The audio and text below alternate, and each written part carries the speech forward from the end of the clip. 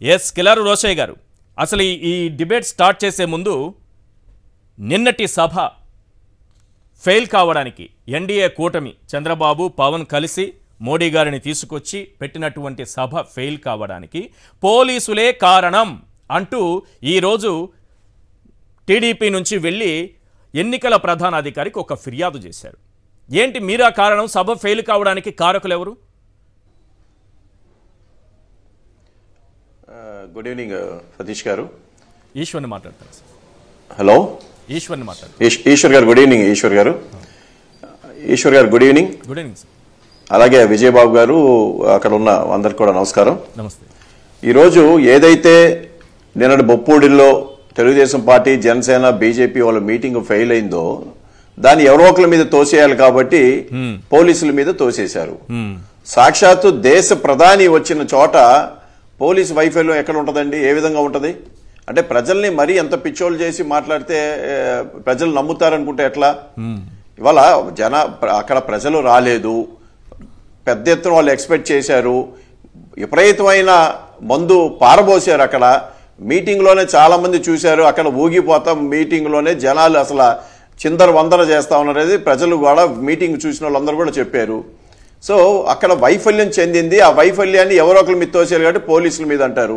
ఇవాళ central government intelligence groups లేకపోతే అక్కడ ప్రధాని వస్తున్నారు కాబట్టి దేశ ప్రధాని వస్తే ఎంత ఇది సెక్యూరిటీ ఉంటుందో మనందరికి కూడా తెలుసు.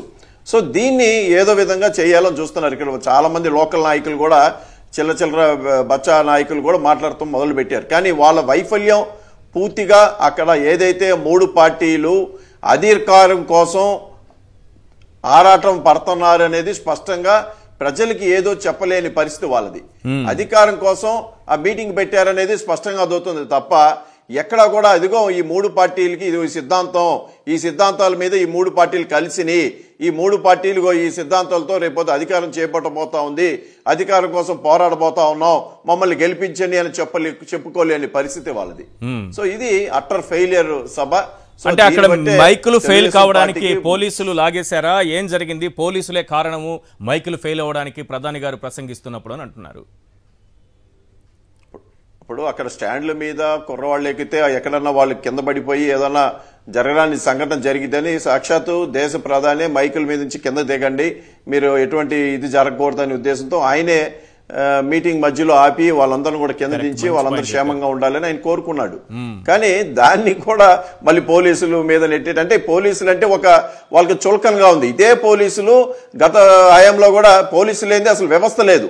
So one of the 3 pillars of the society police యంత్రాంగం కూడా.